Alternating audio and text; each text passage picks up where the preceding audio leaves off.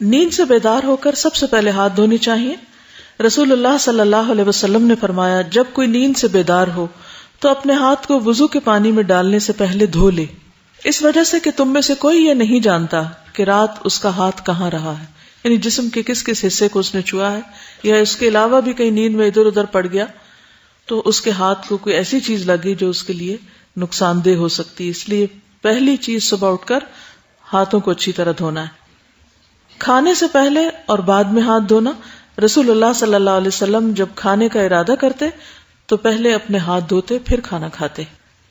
رسول اللہ صلی اللہ علیہ وسلم نے فرمایا جو شخص اس حالت میں رات گزارے کہ اس کے ہاتھ کھانے کی چکناہٹ سے لت پت ہوں،